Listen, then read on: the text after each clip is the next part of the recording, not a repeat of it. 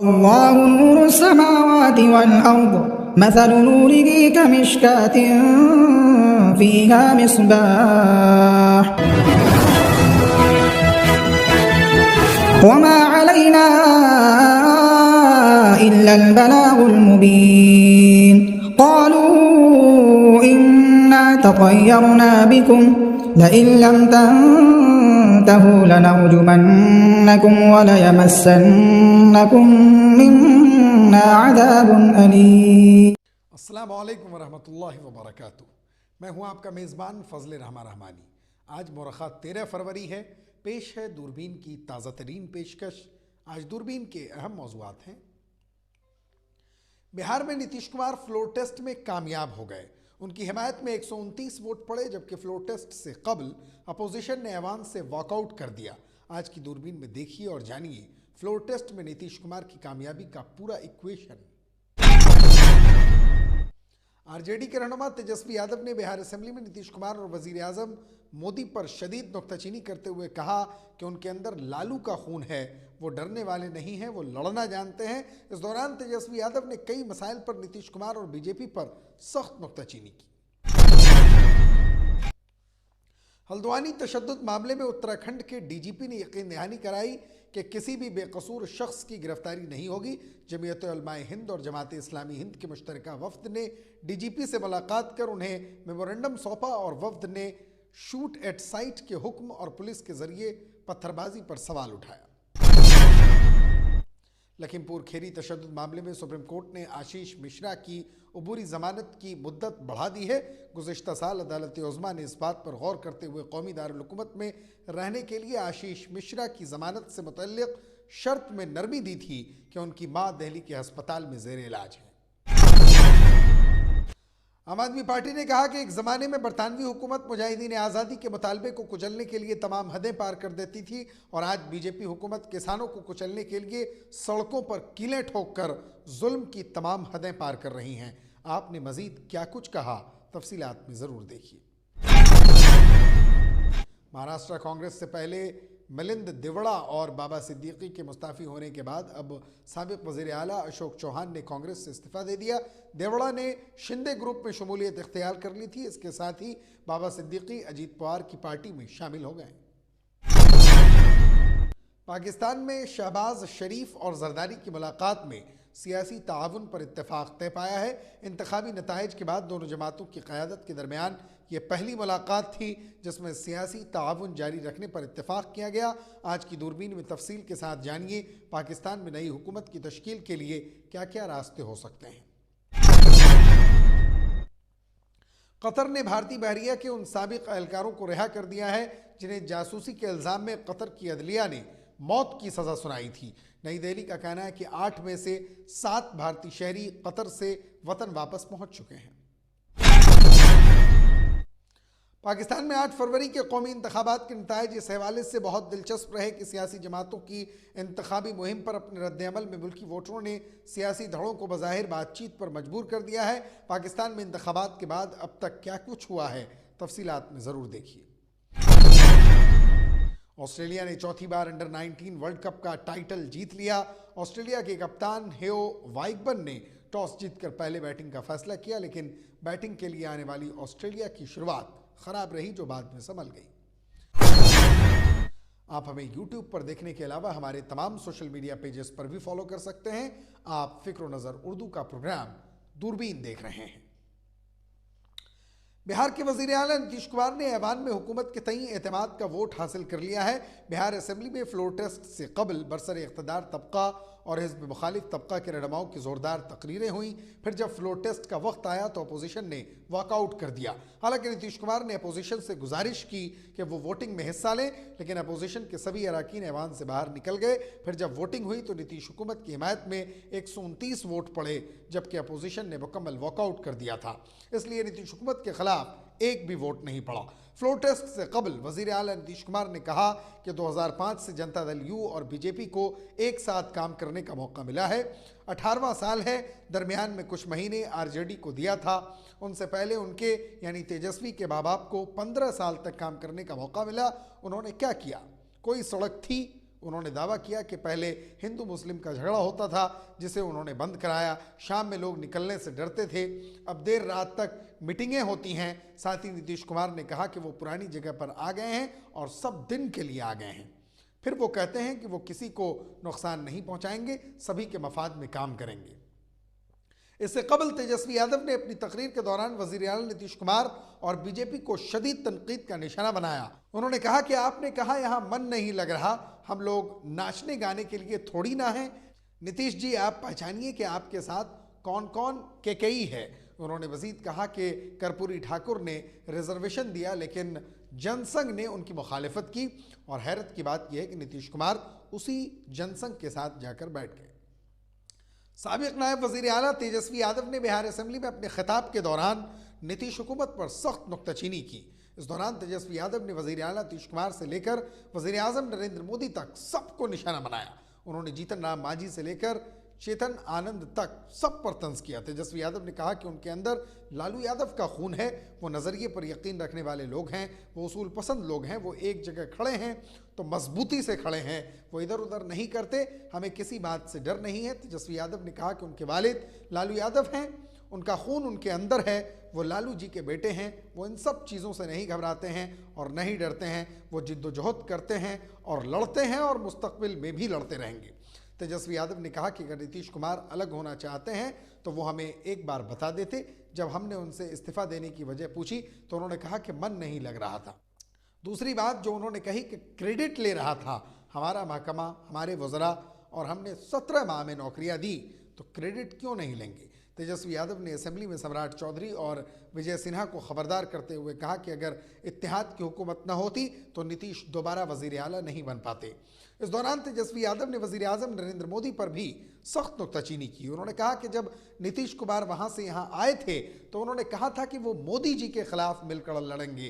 कोई बात नहीं नीतीश जी, आपका भतीजा झंडा उठाकर मोदी जी के खिलाफ अकेला लड़ेगा। जमीयत उलमा हिंद और जमात इस्लामी हिंद के मुश्तरका वफ्द ने उत्तराखंड के डीजीपी से उत्तराखंड पुलिस हेडक्वार्टर और देहरादून पहुंचकर मुलाकात की और हल्द्वानी में हुए वाक़े के तनाजुर में एक मेमोरेंडम सौंपा। मेमोरेंडम में बनफूलपुरा में शूट एट साइट ऑर्डर और पुलिस के जरिए पत्थरबाजी में शमूलियत की सख्त मजम्मत की गई और मुतअद्दिद शहरियों की हलाकत पर अफसोस का इजहार किया गया। मेमोरेंडम में कहा गया है कि जिसने भी तशद्दुद, खून खराबा और आगजनी में शिरकत की, उनके खिलाफ सख्त कार्रवाई होनी चाहिए।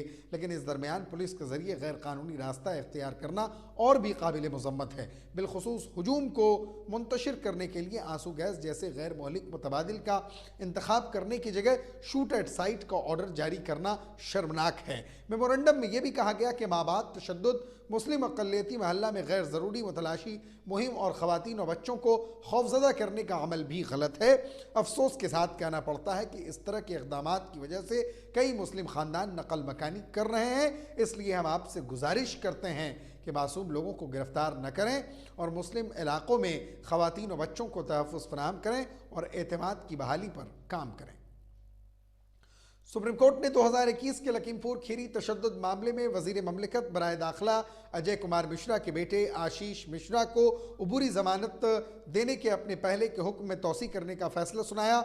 जस्टिस सूर्यकांत की सदारत वाली बेंच को 26 सितंबर 2023 के बाद मुकदमे की हालत से मुतल्लिक कोई रिपोर्ट रिकॉर्ड पर नहीं मिली। मामले को मुलतवी करते हुए बेंच ने अदालत उज़्मा की रजिस्ट्री को ट्रायल कोर्ट से स्टेटस रिपोर्ट हासिल करने के लिए कहा और इस दरमियान अबूरी जमानत की मुद्दत बढ़ाने का हुक्म दिया। काबिल ज़िक्र है कि गुज़िश्ता साल सितंबर माह में अदालत उज़्मा ने इस बात पर गौर करते हुए कौमी दारुल हुकूमत में रहने के लिए आशीष मिश्रा की ज़मानत से मुतल्लिक शर्त में नरमी दी थी कि उनकी माँ दिल्ली के एक अस्पताल में ज़ेर इलाज हैं और उनकी बेटी को भी तिब्बी खिदमात की ज़रूरत है। हालांकि उसने आशीष मिश्रा से दिल्ली में किसी भी अवामी तकरीब में हिस्सा नहीं लेने या किसी भी ज़ेर गौर मुकदमा के मुतल्लिक मीडिया से बातचीत न करने को कहा।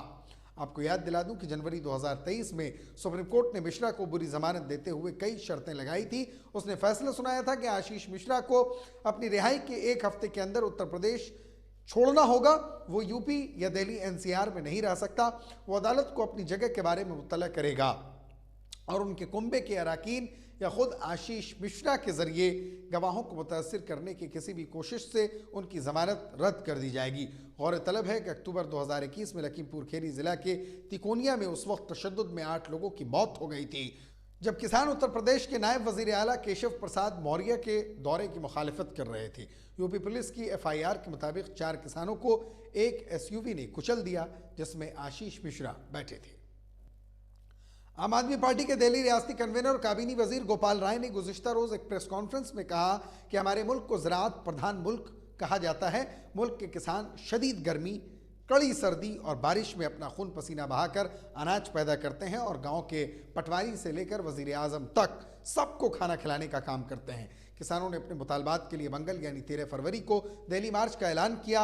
इसको रोकने के लिए मरकज़ में बैठी बीजेपी हुकूमत की हिदायत पर हरियाणा की बीजेपी हुकूमत अंग्रेज़ों से ज़्यादा आमिराना रवैया अपना रही है और किसानों को रोकने के लिए वो तमाम हरबे अपना रही है जो ग़ुलामी के दौर की याद ताज़ा कर रहे हैं। राय ने मजीद कहा कि अगर आज आज़ादी पसंदों की रूहें देख रही होंगी तो वो भी यकीन नहीं कर पाते कि आज किसान आज़ाद हिंदुस्तान में मरकज़ी हुकूमत के वादों के ख़िलाफ़ पुरअमन तरीक़े से दिल्ली आकर एहतजाज करना चाहते हैं। जिन्हें रोकने के लिए सड़कों पर दीवारें खड़ी कर दी गई हैं, उन्हें शायद इतनी मजबूत दीवार हिंद पाक सरहद पर भी नहीं बनाई गई है। वहाँ भी गेट खोला और बंद किया जाता है। पत्थर की दीवारों के सामने कीलें लगाई गई हैं।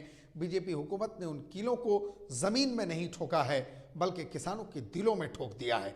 उन्होंने कहा कि एक तरफ हुकूमत मुज़ाकरात का ड्रामा कर रही है और दूसरी तरफ हरियाणा के हर गांव में पुलिस भेजकर लोगों को धमकियां दी जा रही हैं कि अगर वो तहरीक में शामिल हुए तो उनके पासपोर्ट और बैंक अकाउंट्स जब्त कर लिए जाएंगे, जायदाद के कागजात वगैरह जब्त कर लेंगे। पेट्रोल पंप्स को हिदायत दी गई है कि वो एक हद के अंदर किसानों को पेट्रोल और डीजल फराहम करें। ऐसी सूरत हाल हिंदुस्तान में इमरजेंसी के दौरान भी नहीं देखी गई। आज़ादी की जद्दोजहद के दौरान भी ऐसा नहीं देखा गया। महाराष्ट्र के साबिक वजीर आला और कांग्रेस के रुकन असेंबली अशोक चौहान ने गुज़िश्ता रोज़ कांग्रेस पार्टी की बुनियादी रुकनीत से इस्तीफ़ा दे दिया है।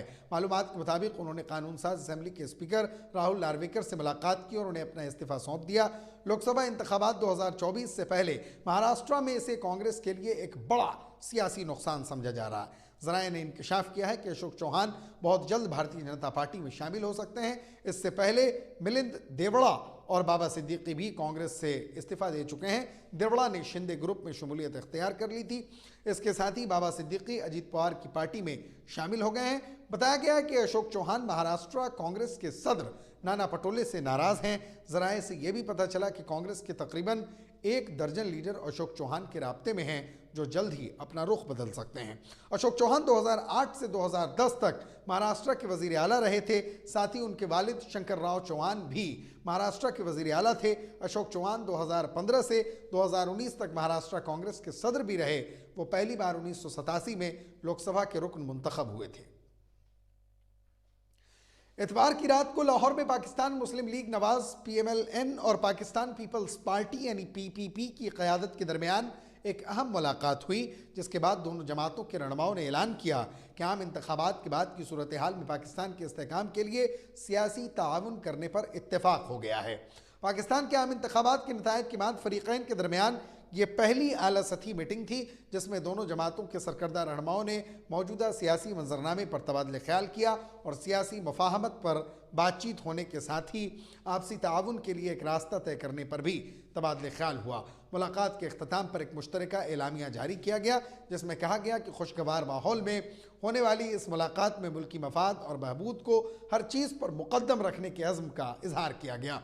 इसमें मज़ीद कहा गया कि दोनों जमातों के कायदीन ने मौजूदा सियासी मंजरनामे और मुल्क की बेहतरी के लिए मुश्तरका कोशिशों की ज़रूरत के हवाले से ठोस बातचीत की। बयान में मज़ीद कहा गया कि बातचीत के अहम निकात में पाकिस्तान की मजमूई सूरत हाल का जायज़ा, मुस्तक़बिल की सियासी हिकमत अमलियों पर गौर व खौज़, नीज़ सभी के इस्तेहकाम और फ़रोग़ के लिए सिफारिशात का तबादला शामिल था। पीपल्स पार्टी ने इस मुलाकात के हवाले से अपनी एक सोशल मीडिया पोस्ट में लिखा कि मुस्लिम लीग नून का जो वफ्द उनसे मिलने पहुंचा उसमें शहबाज शरीफ के अलावा आज़म नज़ीर, तारड़, अयाज सादिक, एहसान इकबाल, राना तनवीर, ख्वाजा साद रफ़ीक, मलिक अहमद खान, मरियम, औरंगज़ेब और शज़ा फातिमा शामिल थे। वाज़ेह है कि नवाज शरीफ ने नताइज आने के दौरान ही एक सियासी इत्तेहाद बनाने की बात कही थी और इसके लिए शहबाज शरीफ और इसहाक डार की अहम शख्सियात को पीपल्स पार्टी और दीगर छोटे ग्रुपों से राब्ता करने के लिए नामजद किया था।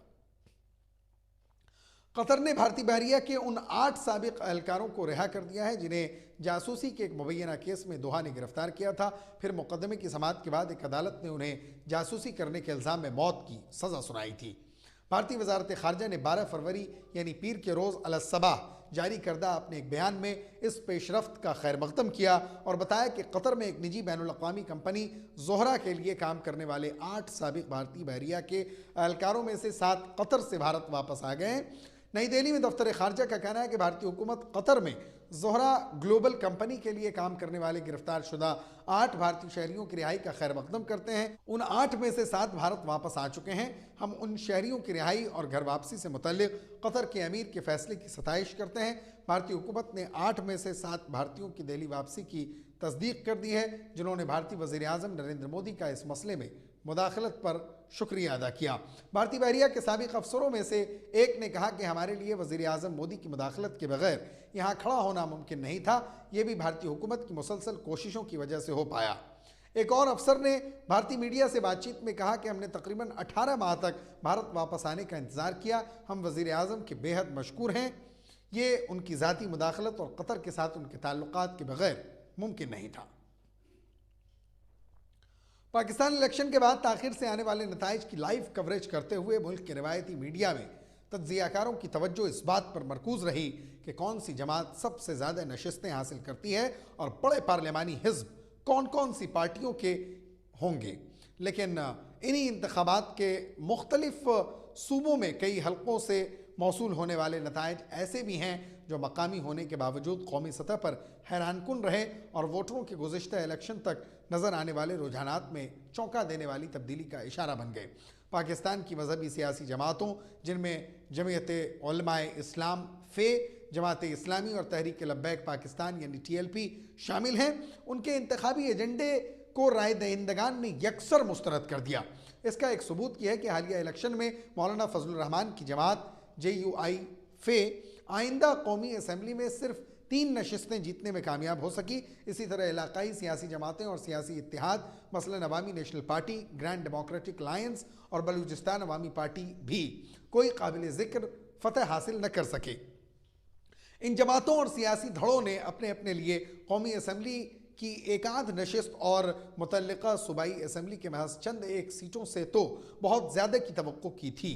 इसका नतीजा ये भी निकला कि PTI के उम्मीदवार अपनी सियासी सोच के लिहाज से तो दीगर पार्टियों के बाकायदा नामजद करदा उम्मीदवारों जैसे ही थे, मगर कानूनी दस्तावेजी तौर पर वो आज़ाद थे और उन सब के इंतखाबी निशान भी बहुत मुख्तलिफ और मुतनव्वे थे। इन इंतखाबात में ख़वातीन उम्मीदवारों के दरमियान बड़े इंतखाबी मार्कों की तादाद भी माजी से ज़्यादा रही और कई ख़वातीन उम्मीदवार अपने हरीफों के तौर पर मारूफ सियासी नामों को शिकस्त देने में कामयाब रहीं। हरजात सिंह की 55 रन्स की निस्फ सेंचुरी और ओलिवर पैक की 46 रन्स की नॉट आउट इनिंग्स के बाद महाली बेयर डेमन और राफ मैकमिलन की शानदार गेंदबाजी की बदौलत ऑस्ट्रेलिया ने इतवार को अंडर 19 वर्ल्ड कप जीत लिया। फाइनल मैच में इंडिया को 79 रन से शिकस्त देकर टाइटल पर कब्जा कर लिया।